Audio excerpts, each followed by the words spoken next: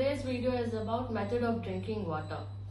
ಸುಮಾರು ಜನರಿಗೆ ಈ ಡೌಟ್ ಇರುತ್ತೆ, ಊಟಕ್ಕೆ ಮುಂಚೆ ನೀರು ಕುಡಿಬೇಕಾ, ಊಟ ಆದ್ಮೇಲೆ ನೀರು ಕುಡಿಬೇಕಾ, ಇಲ್ಲ ಊಟದ ಮಧ್ಯದಲ್ಲಿ ನೀರು ಕುಡಿಬೋದಾ ಅನ್ನೋ ಡೌಟ್ ಇರುತ್ತೆ. It's very common.